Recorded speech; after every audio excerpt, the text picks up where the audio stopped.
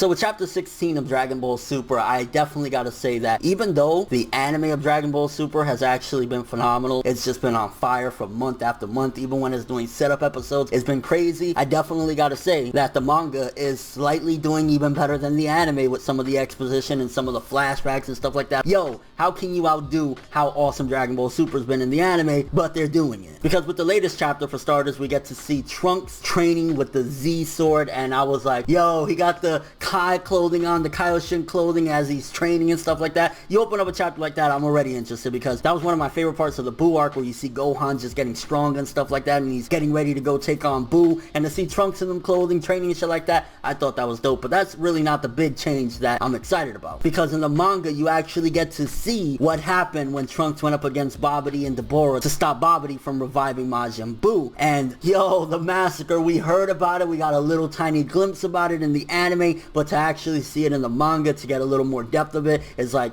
please, this is screaming out, it needs an OVA, because it looks so good. And it's kind of funny, because even in the flashback, it's like, one of the ongoing jokes about the Supreme Kai is that he always messes up. He's always blundering, you know, he always miscalculates this, he always does this, he always messes everything up. And even in this chapter, he miscalculated again, and he went up against Deborah and Babidi, and he got wrecked. Him and Kibito got fucking destroyed, murdered, and I'm like, yo! But one of the most interesting changes that they did with the manga opposed to the anime, which is kind of making me wonder how are things going to play out, is that the initial fight with Goku versus Zama's did not take part in the manga. Apparently it was Kibito and Supreme Kai that were sparring with Zama's, and they just told him about Goku, and I guess that's what's going to spark his interest to look into Goku. But it still makes it a bit of a difference opposed to what happened in the anime, where you see Goku and him have a spar or whatever. So he's still not really sure exactly who Goku is, and he doesn't have that spark to make him really hate Goku, other than the fact that Supreme Kai mentioned that,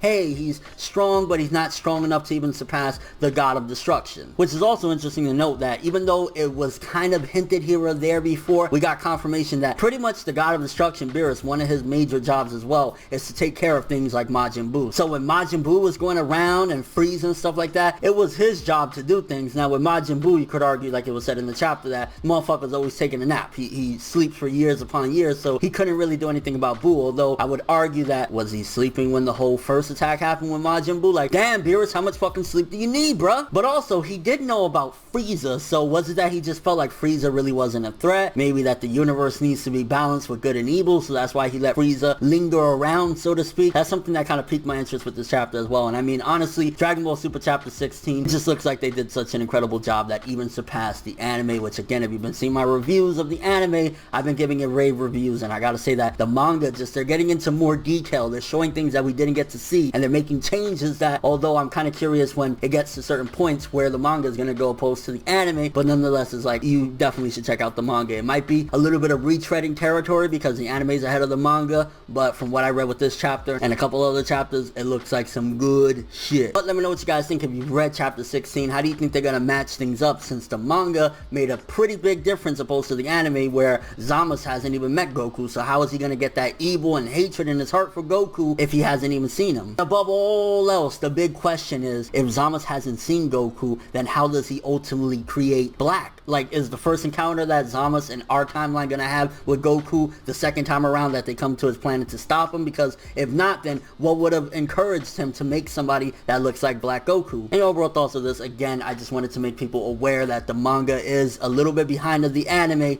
but is doing some phenomenal stuff and some really interesting changes. But thanks for watching. Hope you enjoyed. If you liked anything I had to say or enjoyed the video, drop me a like. I'd greatly appreciate it. And if you want more from me, make sure to subscribe. Follow me on Twitter, Instagram, and stalk my Facebook to get more when the video ends. I'm ForneverWorld, and as always, people, have an awesome day.